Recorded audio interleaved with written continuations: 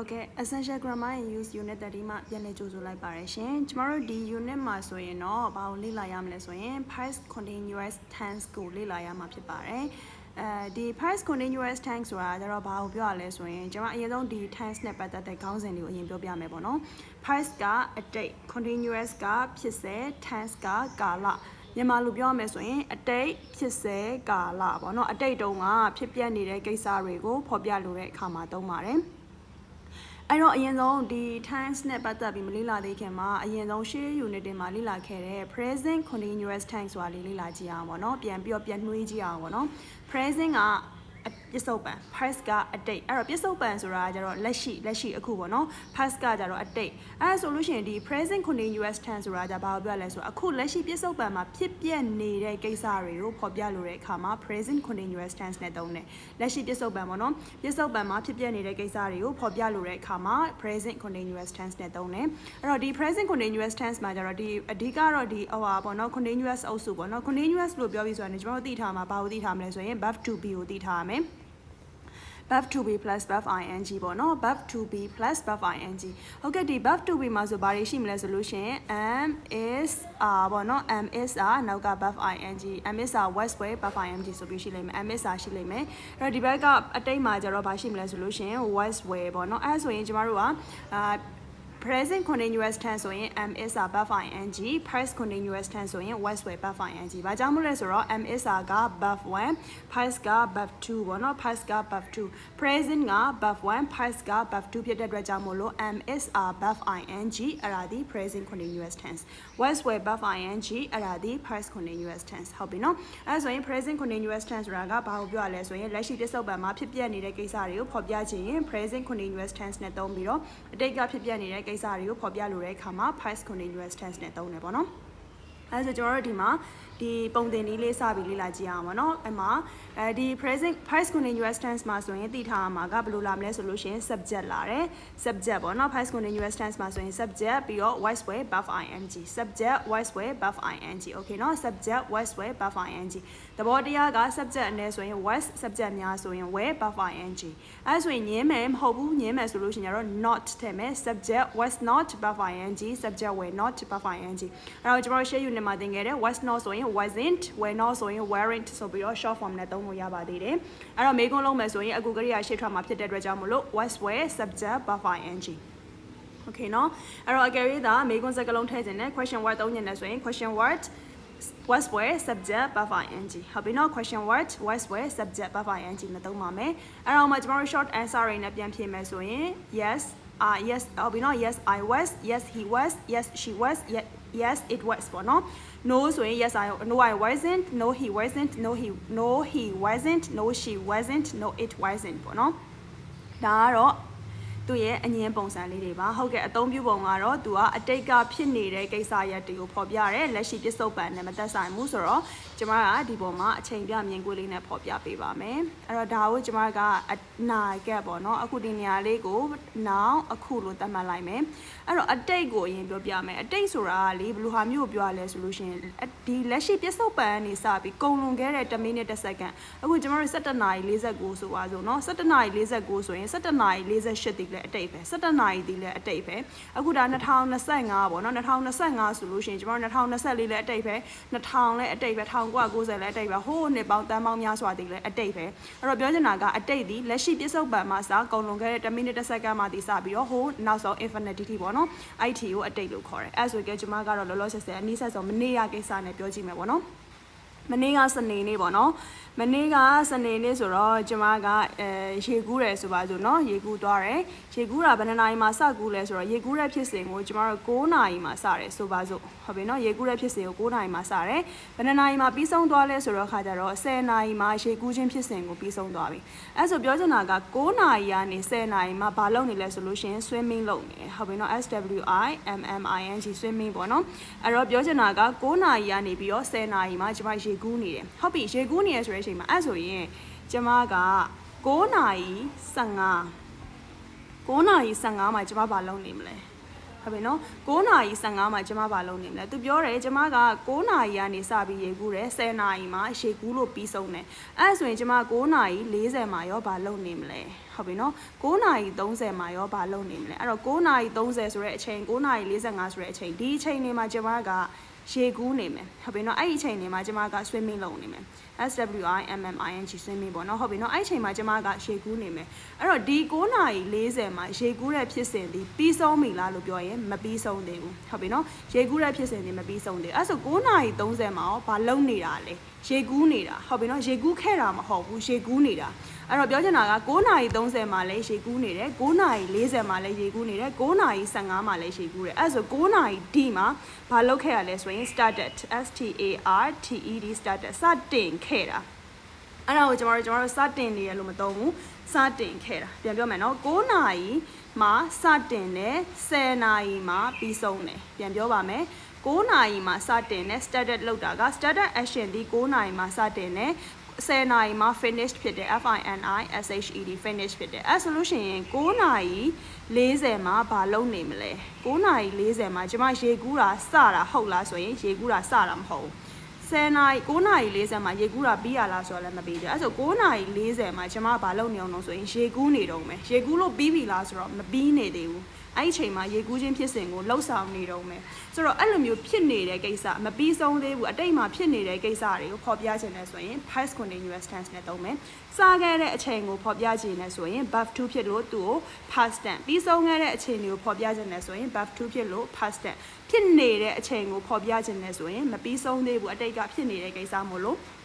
past continuous tense အဲ့ဆိုအခုကျမက recording လုပ်နေတာဟုတ်ပြီနော်ကျမကအတန်သွင်းနေတာဆိုတော့အခုလက်ရှိမှာအတန်သွင်းနေတာအဲ့ဆိုရင်အခုဖြစ်နေတာမို့လို့ဒါကြတော့ present continuous tense အဲ့ဆိုအခုအတန်သွင်းတဲ့ကိစ္စနဲ့သူတို့ရေကူးတဲ့ကိစ္စနဲ့ဆိုင်လားဆိုရင်လုံးဝမပတ်သက်ဘူးရေကူးတာဖြစ်စဉ်ကိုစခဲ့တဲ့ဟာနဲ့သက်ဆိုင်လားဆိုရင်လည်းမသက်ဆိုင်ဘူးပြီးဆုံးခဲ့တာနဲ့သက်ဆိုင်လားဆိုရင်လည်းမသက်ဆိုင်ဘူးရေကူးနေရတဲ့သက်ဆိုင်လားဆိုရင်လည်းမသက်ဆိုင်ဘူးအဲ့တော့ရေကူးခြင်းဖြစ်စဉ်ဒီအတိတ်ကဖြစ်ခဲ့တယ်အတိတ်မှာပဲစခဲ့တယ်အတိတ်မှာပဲပြီးဆုံးခဲ့တယ်လက်ရှိပြစ္ဆုတ်ပံနဲ့မသက်ဆိုင်ဘူးဆိုတော့အဲ့ဒါကိုပြောပြချင်တဲ့အခါမှာ past continuous tense နဲ့သုံးတယ်အဲ့ဒါဆိုရင်နားလည်လွယ်အောင်ပြောမယ်ဆိုရင်အတိတ်ကဖြစ်ပျက်နေတဲ့ကိစ္စတွေကိုဖော်ပြလိုတဲ့အခါမှာ past continuous tense နဲ့သုံးပြပါတယ်ဟုတ်ကဲ့အဲ့ဆိုရင်နားလည်မယ်လို့ထင်ပါတယ်အဲ့ဒါကျမတို့ပုံနှိပ်စာကိုတွားလိုက်အောင်နော်ဟုတ်ကဲ့စလိုက်ရအောင်เนาะအဲ့တော့ဒီမှာ unit 30မှာကောင်းစဉ်က I was doing ဆိုခုနကကျွန်မပြောတဲ့အထက်မှာပါပြီးသားပါ was were subject verb ing ဆိုတော့ I မို့လို့ I was doing အဲ့တော့ past continuous tense အဲ့တော့ပုံသင်နည်းနားလည်အောင်မြင်အောင်ကြည့်မယ်ဆိုရင် was were subject verb ing ပေါ့နော်ဟုတ်ပြီအဲ့ဆိုကြည့်လိုက်ရအောင်ဒါမှမနေ့က4နာရီအခု now 6 o'clock အဲ့ဆိုရင်အခုကဘယ်နှနာရီထိုးလဲဆိုရင်အခုက6နာရီဟုတ်ပြီနော်အဲ့ဆိုပြန်ပြောမယ်နော်အခုက6နာရီအဲ့ဆို4နာရီမှာအခု6နာရီမှာ तू ဘာလုပ်နေလဲဆိုတော့ TV ကြည့်နေတယ်ဟုတ်ပြီနော်အခု6နာရီမှာ तू TV ကြည့်နေတယ်အဲ့ဆိုရင်4နာရီတော့ तू ဘာလုပ်နေလဲဆိုရင်ခြေကူးနေတယ်အဲ့ဆိုရင်လက်ရှိက6နာရီဖြစ်တဲ့အတွက်ကြောင့်မလို့4နာရီဒီအတိတ်အဲ့ဆိုရင်4နာရီတုန်းကဘာလုပ်နေရလဲလို့ပြောရင် swimming ဟုတ်ပြီနော်အခုလက်ရှိဘာလုပ်နေရလဲလို့ပြောမယ်ဆိုလို့ရှိရင် watching TV အဲ့ဒါမျိုးပြောပေးရပါမယ်အဲ့ဆိုတော့အခုသူတို့ရေးထားတဲ့ဥပမာဝက်ကြအောင်ကျွန်တော်တို့ကြည့်ကြည့်အောင်ပေါ့နော်အဲ့ဆိုရင် now is 6 o'clock now it's 6 o'clock now Paul is at home he is watching TV အခု6နာရီထိုးအဲ့တော့သူအိမ်မှာအခုသူ TV ကြည့်နေတယ်at 4 o'clock he wasn't at home he was at the sport club he works swimming in the pool he wasn't watching TV အဲ့ဆိုဒီမှာကြည့်အောင်နော်အခုလက်ရှိက TV ကြည့်နေတယ်4နာရီတုန်းကရေကူးနေတယ်အဲ့ဆိုရင် past continuous tense ဆိုတာကအတိတ်ကဖြစ်နေတဲ့ကိစ္စကိုဖော်ပြချင်တဲ့အခါမှာသုံးတယ်ဟုတ်ပြီအဲ့ဆိုရင်ကျမတို့အောက်ကဥပမာသူတို့ပေးထားတဲ့ဥပမာပေါ့နော်ကျမပြောတဲ့ဥပမာလဲဒီပုံစံတိုင်းပါပဲဟုတ်ပြီနော်အဲ့ဆိုရင်စလိုက်ရအောင်နော်အခုလက်ရှိကဘယ်နှနာရီလဲဆိုလို့အခုသူပြောတာက4နာရီဟုတ်ပြီနော်4နာရီအဲ့ဆိုရေကူးခြင်းဖြစ်စဉ်ကိုဘယ်နှနာရီကစလိုက်တာလဲဆိုလို့ရှင်3နာရီ30ကနေ started ဖြစ်ခဲ့တယ်အဲ့တော့သူဒီစတင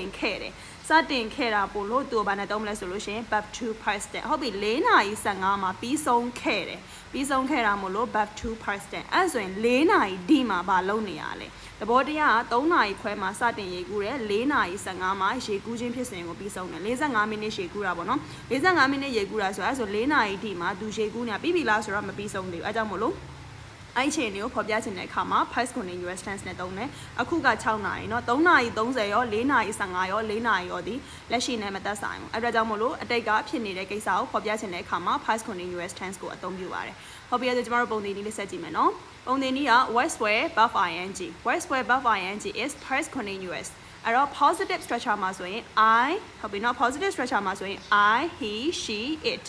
I he she it ဒီအနေမို့လို့ was အနောက်က buff ing ဟုတ်ပြီနော်အဲ့ဆိုရင် doing နဲ့သုံးမယ်ဆို I was doing he was doing she was doing it was doing watching နဲ့သုံးမယ်ဆိုရင် I was watching he was watching she was watching and it was watching we you they နဲ့သုံးကြည့်အောင် we ကအများမို့လို့ we were you were they were ဟုတ်ပြီနော်အဲ့ဆိုရင် we were doing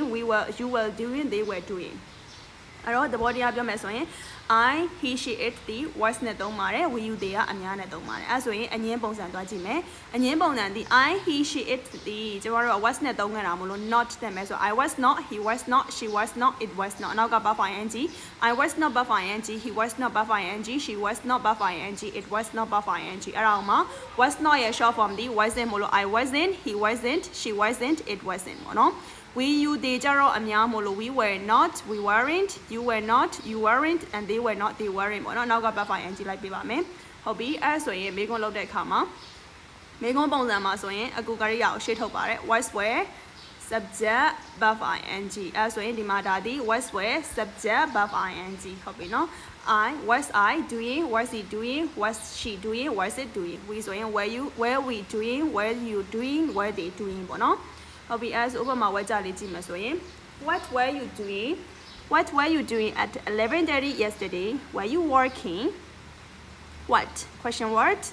were you doing ဆိုတော့ဒီမှာဒါဒီမေကွန်းပုံစံနဲ့သုံးထားတာဖြစ်ပါတယ် were you doing at 11:30 yesterday မနေ့က17နာရီခွဲမှနင်ပါလုပ်နေတာလဲဟုတ်ပြီနော်အဲ့ဆိုမနေ့က17နာရီထိုးမှနင်ပါလုပ်နေတာလဲအဲ့ဆိုရင် were you working အလုပ်လုပ်နေရလား okay အဲ့ဒါကြတော့ happy buff နဲ့မေးထားတဲ့ပုံစံပေါ့နော်အဲ့မှာကျွန်တော်ဘယ်နေရာမှာအလုပ်လုပ်နေရလဲဆို where were you working ဘယ်ချိန်မှာလုပ်နေရလဲ when were you working ဘာလို့လုပ်နေရလဲ why were you working အဲ့လိုမျိုးသုံးလို့ရတယ်အဲ့တော့ past tense အောက်မှာကြတော့ what did he say ဒီဘာပြောလိုက်တာလဲI don't know I wasn't listening တီဦးငါလည်းနားထောင်နေရမှာမဟုတ်တာဟုတ်ပြီနော်အဲ့ငါလည်းနားထောင်နေရမှာမဟုတ်တာဆိုတဲ့အသုံးကိုနားထောင်ကြည့်လိုက်နော်ငါလည်းနားထောင်နေရမှာမဟုတ်တာဆိုပြောတဲ့လူကအတိတ်ကပြောနေပြောတဲ့အချိန်တော့ तू နားထောင်နေရမှာမဟုတ်ဘူးလို့ပြောလိုက်တာဟုတ်ပြီနော် I wasn't listening အဲ့ဆိုရင် it was raining so we didn't go out it was raining အခုမိုးရွာနေအခုဒီမှာကျမတို့စီဆိုအခုမိုးရွာနေရပေါ့နော်အဲ့ဆိုရင်it was rainy လို့မတော့ it is rainy ပေါ့နော်အခုမိုးရွာနေရမို့လို့ it is raining now အခုမိုးရွာနေကျမတို့စီမှာအခုမိုးရွာနေအဲ့ဆိုမနေ့ကမိုးရွာနေရဆို it was rainy so we didn't go out နောက်တစ်ခုက in 2009 we were living in Canada 2009တုန်းကကနေဒါမှာနေခဲ့တယ်အဲ့တော့2009မှာနေရမပြီးသေးဘူးเนาะအဲ့ဆိုနောက်တစ်ခုက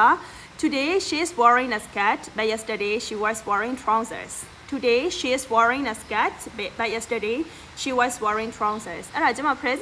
present continuous tense တော့ပြောမယ်ထင်တယ်เนาะဒီအဝတ်စားတွေပေါ့เนาะအဝတ်စားဝတ်တယ်ဆိုလို့ရှိရင်အခုဝတ်ထားတယ်ဆိုရင် I am wearing ဟုတ်ပြီเนาะမနေ့ကဝတ်ထားတယ်ဆိုရင် I was wearing အဲ့တော့အဝတ်စားဝတ်ထားတာဆိုရင်လည်း present continuous tense နဲ့ continuous ပေါ့เนาะအရင်ကဝတ်တယ်ဆိုရင် past အခုဝတ်တယ်ဆိုရင် present ဟုတ်ပြီเนาะအဲ့ဒါကျမနည်းနည်းလေးတော့မြန်လေးပြောမယ်เนาะဘာလို့လဲဆိုတော့မိုးရွာနေတာဆိုအတန်နည်းနည်းစုမှာဆိုလို့ပါ I woke up early yesterday မနေ့ကအိယာစောစောထားခဲ့တယ် It was a beautiful morning the sun was shining and the birds were singing နေလေးကတာနေတယ်ငှက်ကလေးတွေကတချင်းဆိုနေတယ်အဲ့တော့ငှက်တွေတချင်းဆိုတာရောနေသားနေရရောဒီမနေရဖြစ်တဲ့ကိစ္စပါဟုတ်ပြီနော်အဲ့ဆိုရင် live ဒီမှာ spelling လေးနဲ့သုံးမယ်ဆိုလို့ရှိရင်နောက်ဆုံး present continuous tense မှာကျမတို့ပြောခဲ့တဲ့ပုံစံမျိုးပါပဲ verb တွေကို ing ပေါင်းတဲ့အခါမှာအဆုံးသတ်သည် verb 1ရဲ့အဆုံးသတ်သည် e ဖြစ်နေရဆိုရင်အဲ့ဒီ e ကိုဖြုတ်ပြရပါတယ်အကယ်၍မှာအတန်က one syllable ဖြစ်နေရပေါ့နော်အတန်ကတတန်ဖြစ်နေရအတန်တို့တတန်နဲ့ဖြစ်နေတယ်အဲ့အတန်ရဲ့အဆုံးသတ်မှာconsonant ရှိမယ်ဆိုရင်အဲ့ဒါကို double consonant အနေနဲ့သုံးပေးပါရယ်ဥပမာဆိုရင် liveဆိုရင်နောက်ဆုံးအဆုံးသတ်သည် e ဖြစ်တဲ့အတွက်ကြောင့်မလို့ live ing run ဆိုရင် run and ing နောက်ထပ်တစ်ခုက train ချက်အနေနဲ့က li ဆိုရင် ly ing နဲ့သုံးပါတယ်အဲ့ဆိုရင်အောက်ဆုံး part C လေးကြည့်လိုက်ရအောင်နော် M is a buff ing ဒီ present ဆိုရင် voice were buff ing က past ပါအဲ့ဆိုရင် M is a buff ing က present continuous ဆိုရင် voice were buff ing က past continuous tense အဲ့ဆိုတို့နှစ်ယောက်ရဲ့အရေးသားလေးရှင်းကြည့်မယ်နော်I am working ဆိုအခုအလုပ်လုပ်နေရလို့သုံးတာ I was working at 10:30 last night မနေ့ည10:00နာရီခွဲတုန်းကငါအလုပ်လုပ်နေရဟုတ်ပြီနော် It isn't raining now အခုမိုးရွာနေရမဟုတ်ဘူး It was raining when I went out ငါအပြင်ထွက်တုန်းကမိုးရွာနေရမဟုတ်ဘူးအဲ့ဆို what are you doing what were you doing at 3 o'clock ဘာလုပ်နေရလဲပေါ့နော် အဲ့တော့ဒီအားလေးနားလည်လိမ့်မယ်လို့ထင်ပါတယ်ရှင်ကဲကျွန်မတို့ထုံးစံတိုင်းပဲ exercise တွေပေးပါမယ်အဲ့ဒီ exercise တွေကိုစာအုပ်ရှိရဆိုရင်တော့စာအုပ်ထဲမှာလေ့လာပေါ့နော်အကယ်၍စာအုပ်မရှိဘူးဆိုရင်တော့ကျွန်တော်တို့ဒီထဲကနေကြည့်ပြီးတော့လေ့လာလို့ရပါတယ်အဲ့ဆိုဒါလေးပေါ့နော်ဒီအားလေးကိုလေ့လာပေးပါပြန်ပြီးတော့ဖြည့်ပေးပါဖြည့်ပေးပြီဆိုလို့ရှိရင်ကျွန်မအများအားပြောနေချပုံစံမျိုးပဲအနည်းဆုံး3ခါဖတ်ပေးပါရှင်ဟုတ်ကဲ့ကျေးဇူးတင်ပါတယ်ရှင်